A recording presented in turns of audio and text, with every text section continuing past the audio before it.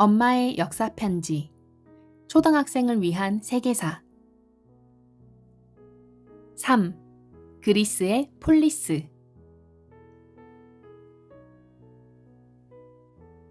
지난번 편지에서 세계 4대 고대 문명에 대해 알아봤지? 오늘은 유럽 문명의 뿌리가 되는 고대 그리스에 대해 살펴보자. 콩콩이는 트로이의 목마 이야기를 알고 있을 거야.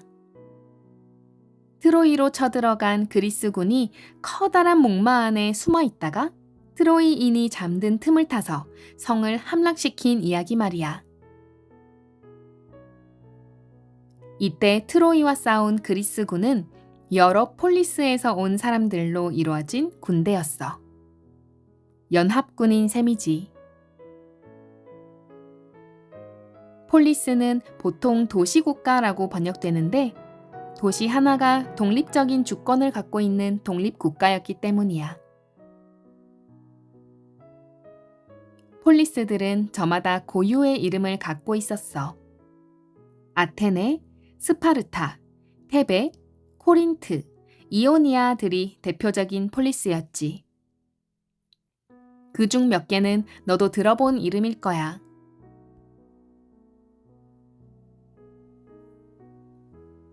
폴리스들의 연합체, 그리스.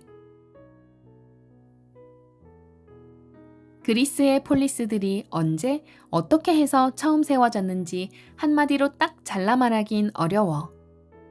그렇지만 아테네, 스파르타 같은 규모가 큰 폴리스들이 등장한 것은 기원전 8세기 무렵으로 알려져 있어.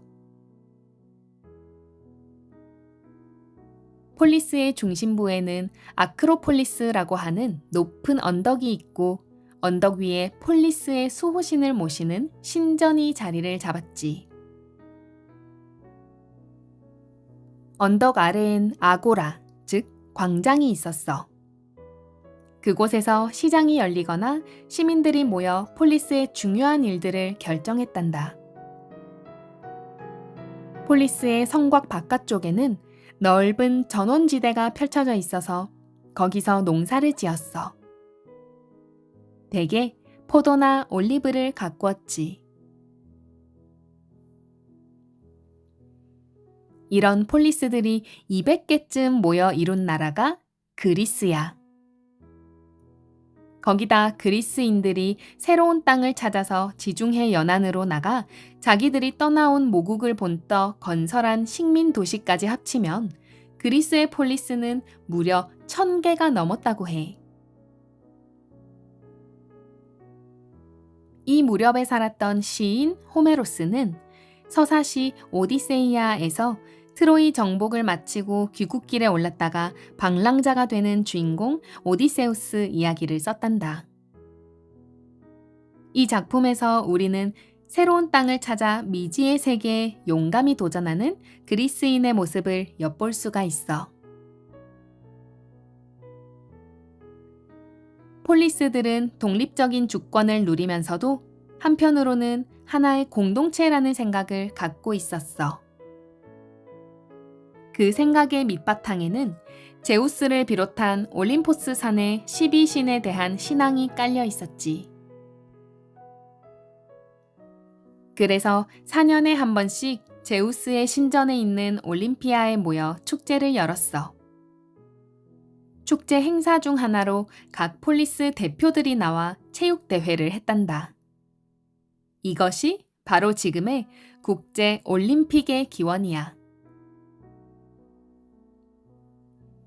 폴리스들끼리 퍽 사이가 좋았던 모양이라고? 언제나 그랬던 건 아니야. 오히려 서로 경쟁하고 싸울 때가 더 많았어. 특히 아테네와 스파르타는 그리스 전체의 주도권을 가지려고 자주 다퉜어. 다른 폴리스들은 때로는 아테네를, 때로는 스파르타를 지지하면서 세력 관계를 유지했단다. 그럼 이번에는 아테네와 스파르타에 대해 좀 더 알아볼까?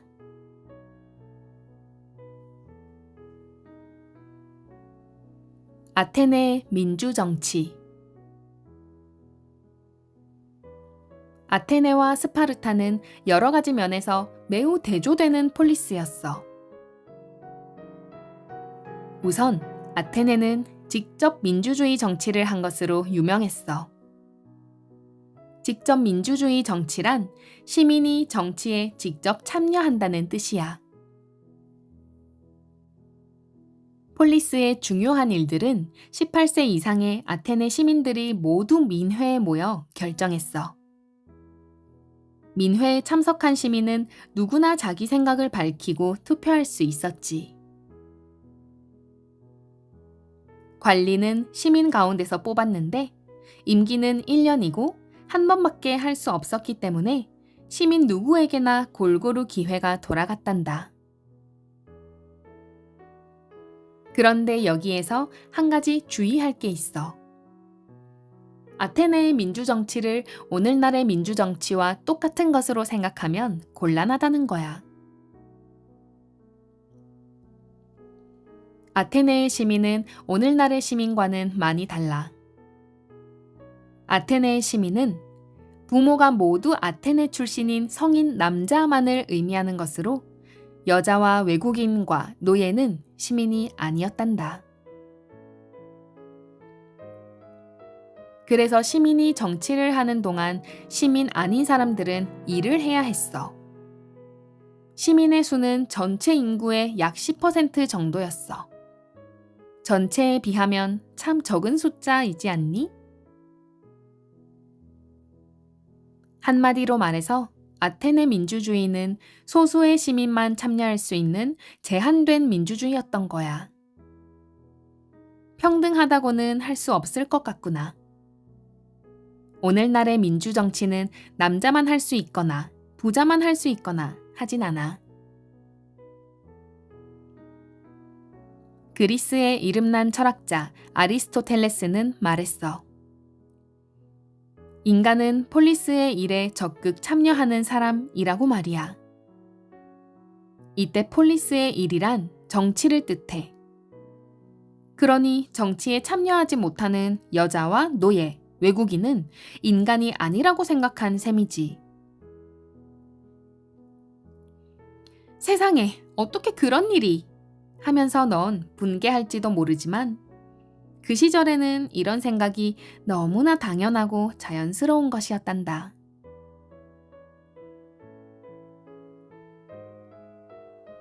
스파르타의 엄격한 시민 교육. 남자만 시민이 될 수 있다는 점에서 아테네와 비슷하지만 스파르타는 여러 면에서 아테네와 비교가 많이 된단다. 아테네가 제한적이긴 하지만 민주정치를 한 데 비해 스파르타는 귀족 정치에 가까웠어. 그리고 상공업이 아테네의 주요 산업이었다면 스파르타는 농업이 중심 산업이었단다. 또 아테네에는 개인의 집에서 일하는 개인 소유의 노예가 많았지만 스파르타는 나라에서 운영하는 농장에서 일하는 노예가 많았어. 무엇보다 스파르타가 아테네와 가장 비교되는 것은 스파르타만의 아주 독특하고 엄격한 체제와 생활 방식이야. 스파르타식 훈련이라는 말 들어봤지? 보통 아주 엄격하고 혹독한 훈련 방식을 가리킬 때 하는 말이야. 한마디로 지옥 훈련이라고나 할까?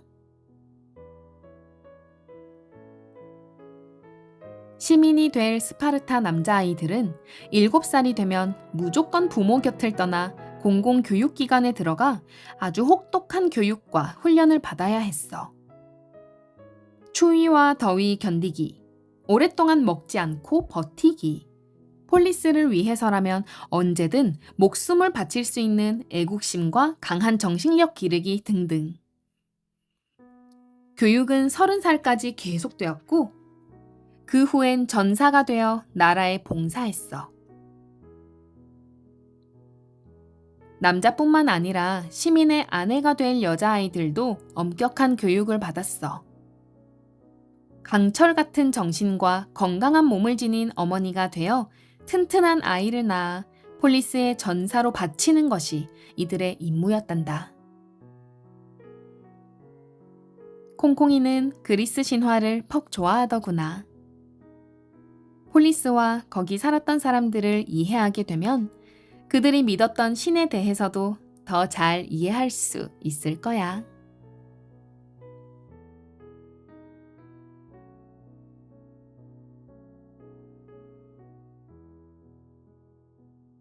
엄마의 역사 편지. 초등학생을 위한 세계사. 3. 그리스의 폴리스.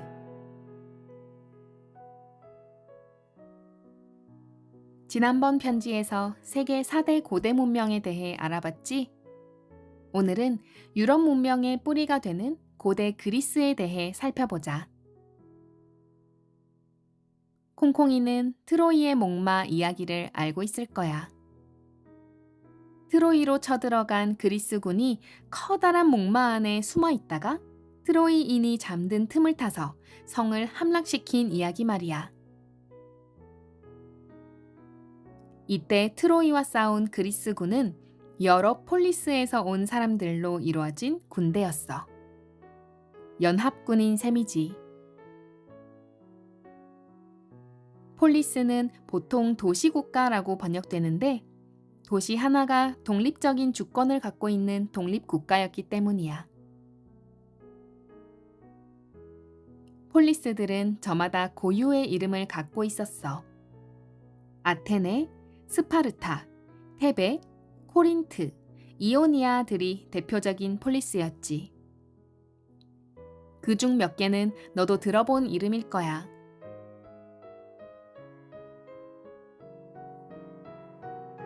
폴리스들의 연합체, 그리스. 그리스의 폴리스들이 언제, 어떻게 해서 처음 세워졌는지 한마디로 딱 잘라 말하긴 어려워. 그렇지만 아테네, 스파르타 같은 규모가 큰 폴리스들이 등장한 것은 기원전 8세기 무렵으로 알려져 있어. 폴리스의 중심부에는 아크로폴리스라고 하는 높은 언덕이 있고 언덕 위에 폴리스의 수호신을 모시는 신전이 자리를 잡았지. 언덕 아래엔 아고라, 즉 광장이 있었어. 그곳에서 시장이 열리거나 시민들이 모여 폴리스의 중요한 일들을 결정했단다.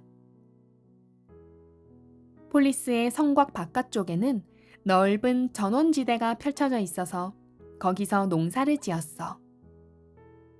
대개 포도나 올리브를 가꾸었지.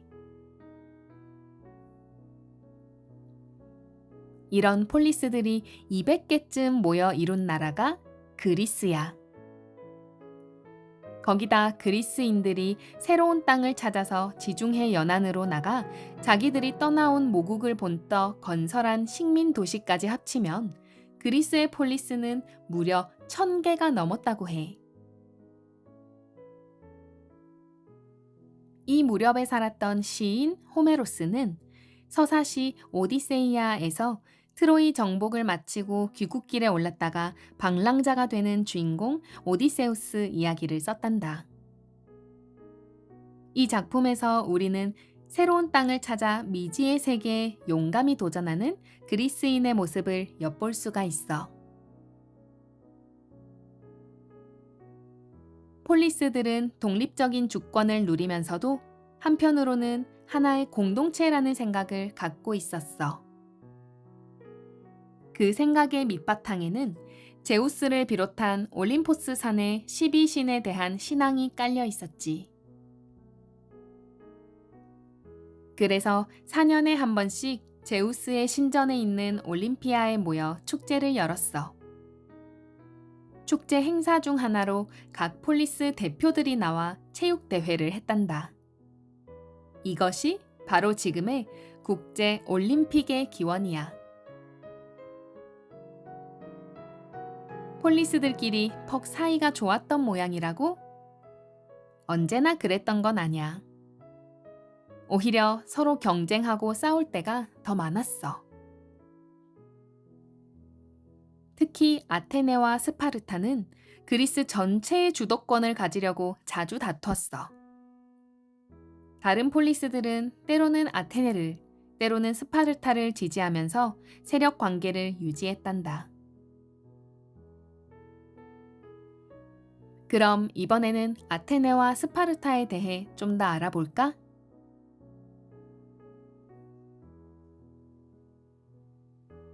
아테네의 민주정치. 아테네와 스파르타는 여러 가지 면에서 매우 대조되는 폴리스였어. 우선 아테네는 직접 민주주의 정치를 한 것으로 유명했어. 직접 민주주의 정치란 시민이 정치에 직접 참여한다는 뜻이야. 폴리스의 중요한 일들은 18세 이상의 아테네 시민들이 모두 민회에 모여 결정했어. 민회에 참석한 시민은 누구나 자기 생각을 밝히고 투표할 수 있었지. 관리는 시민 가운데서 뽑았는데 임기는 1년이고 한 번밖에 할 수 없었기 때문에 시민 누구에게나 골고루 기회가 돌아갔단다. 그런데 여기에서 한 가지 주의할 게 있어. 아테네의 민주정치를 오늘날의 민주정치와 똑같은 것으로 생각하면 곤란하다는 거야. 아테네의 시민은 오늘날의 시민과는 많이 달라. 아테네의 시민은 부모가 모두 아테네 출신인 성인 남자만을 의미하는 것으로 여자와 외국인과 노예는 시민이 아니었단다.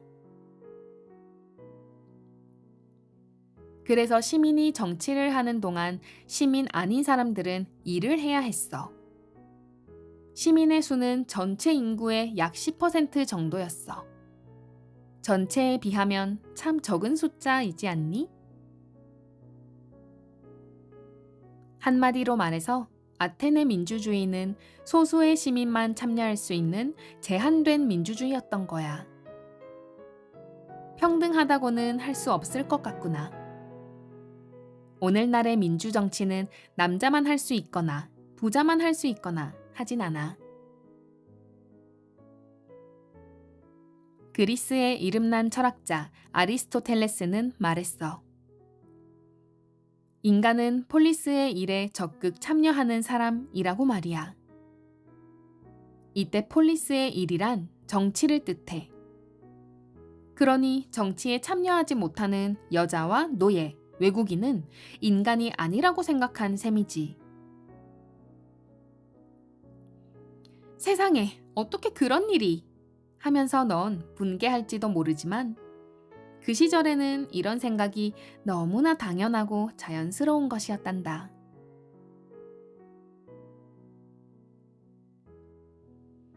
스파르타의 엄격한 시민 교육. 남자만 시민이 될 수 있다는 점에서 아테네와 비슷하지만 스파르타는 여러 면에서 아테네와 비교가 많이 된단다. 아테네가 제한적이긴 하지만 민주정치를 한 데 비해 스파르타는 귀족 정치에 가까웠어. 그리고 상공업이 아테네의 주요 산업이었다면 스파르타는 농업이 중심 산업이었단다. 또 아테네에는 개인의 집에서 일하는 개인 소유의 노예가 많았지만 스파르타는 나라에서 운영하는 농장에서 일하는 노예가 많았어. 무엇보다 스파르타가 아테네와 가장 비교되는 것은 스파르타만의 아주 독특하고 엄격한 체제와 생활 방식이야. 스파르타식 훈련이라는 말 들어봤지? 보통 아주 엄격하고 혹독한 훈련 방식을 가리킬 때 하는 말이야. 한마디로 지옥 훈련이라고나 할까? 시민이 될 스파르타 남자아이들은 7살이 되면 무조건 부모 곁을 떠나 공공교육기관에 들어가 아주 혹독한 교육과 훈련을 받아야 했어. 추위와 더위 견디기, 오랫동안 먹지 않고 버티기. 폴리스를 위해서라면 언제든 목숨을 바칠 수 있는 애국심과 강한 정신력 기르기 등등. 교육은 30살까지 계속되었고 그 후엔 전사가 되어 나라에 봉사했어. 남자뿐만 아니라 시민의 아내가 될 여자아이들도 엄격한 교육을 받았어. 강철 같은 정신과 건강한 몸을 지닌 어머니가 되어 튼튼한 아이를 낳아 폴리스의 전사로 바치는 것이 이들의 임무였단다. 콩콩이는 그리스 신화를 퍽 좋아하더구나. 폴리스와 거기 살았던 사람들을 이해하게 되면 그들이 믿었던 신에 대해서도 더 잘 이해할 수 있을 거야. 그럼 콩콩아, 잘 자렴.